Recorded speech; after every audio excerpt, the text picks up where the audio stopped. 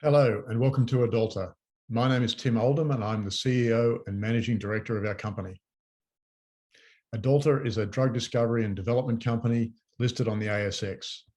As such, my remarks today are subject to the usual disclaimers. AdAlta comprises our iBody drug discovery platform, capable of creating therapeutics addressing targets that have been underserved by traditional antibodies. Our existing pipeline internally is built around products in fibrosis and inflammation. Our lead asset, AD214, has completed phase 1 and is preparing for phase 2 studies in the $3 billion idiopathic pulmonary fibrosis market. We also have 2 co-development collaborations giving us exposure to the burgeoning immuno-oncology field. A collaboration with GE Healthcare, addressing the $6.4 billion PET imaging market, and a collaboration with Carina Biotech to develop iBody-enabled CAR-T therapies, a market projected to be worth $20 billion by 2028. Another way of looking at AdAlta is to think about the needs of the pharmaceutical market and the healthcare market that we're addressing today. And there are 4 of them I'd like to discuss. Firstly, antibodies cannot do everything, and new drug discovery platforms are required for more challenging targets. And this is where iBodies come in.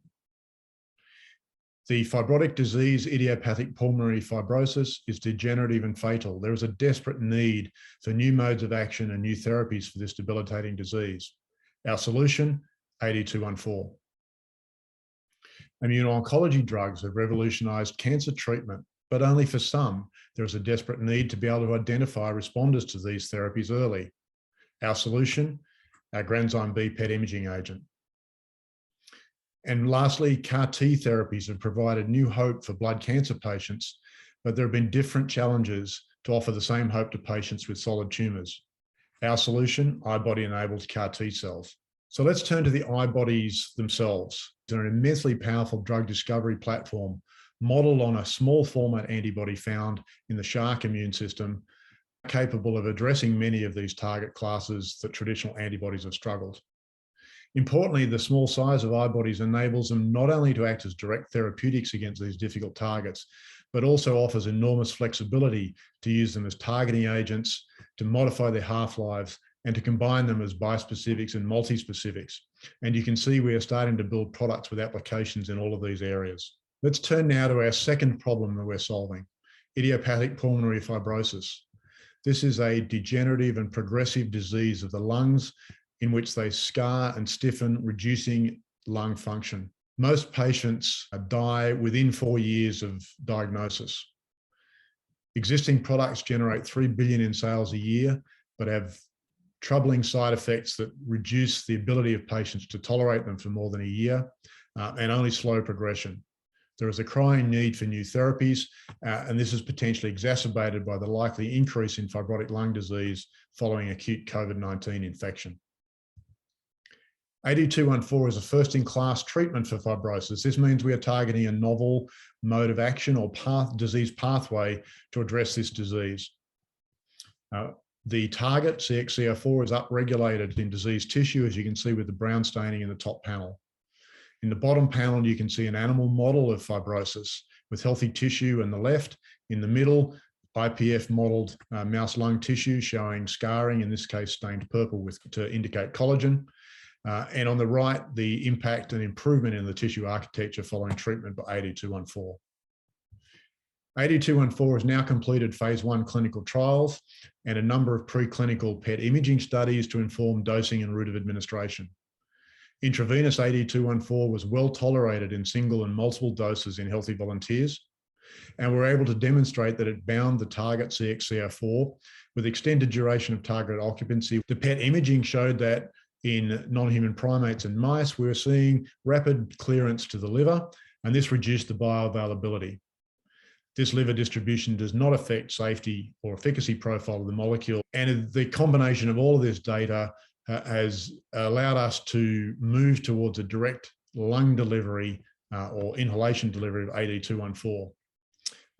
This was always going to be more convenient than intravenous administration. The data today, coupled with the timing of our next drug supply, means that we're now able to introduce this more patient-convenient formulation at a lower cost of goods much earlier than we'd originally intended. In addition to idiopathic pulmonary fibrosis, fibrotic disease affects many other organs.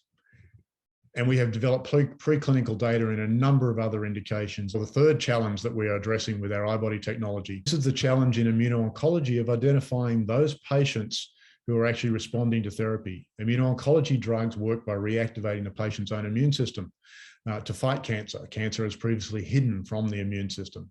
This is forecast to be a $95 billion market, but only 20 to 40% of patients actually respond to these drugs. It would be great if we could work out who those patients were before their tumors progressed. Now, an activated immune system produces an enzyme called granzyme B, and this is a potential marker that the immune system has been activated. And if we could PET image granzyme B, we could identify these responders early. And this is the challenge that GE Healthcare set us. They didn't have a way of delivering their PET imaging agents to target granzyme B, and that is what we are now working with them to achieve. PET imaging agents have a much shorter development time than the therapeutic, meaning the potential for royalty revenue is much closer than for a therapeutic product. And this market is worth $6.4 billion. So our collaboration essentially combines our iBody platform to target granzyme B with GE's PET imaging technology. And this creates a pipeline asset at no financial cost to us. And the final problem that illustrates the potential of the iBody platform to change therapeutic outcomes is in the field of CAR T therapies. In this instance, we're not just waking up the patient's own immune system, we're actually reprogramming the immune system to fight cancer.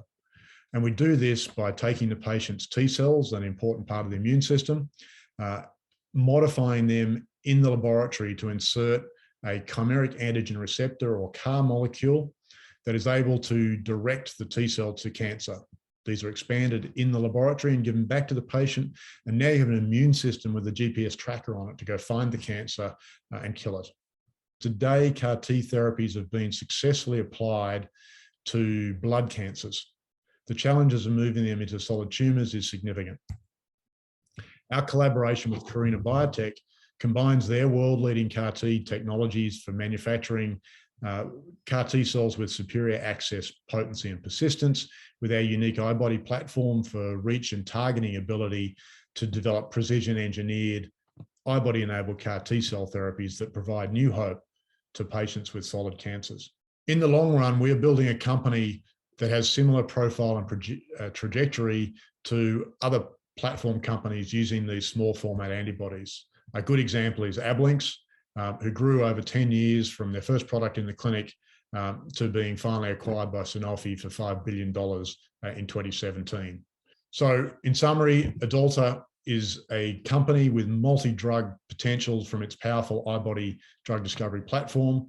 And we're solving problems today associated with the rare debilitating idiopathic pulmonary fibrosis, in improving the ability to select patients for immunotherapies and to improve the targeting of CAR T therapies.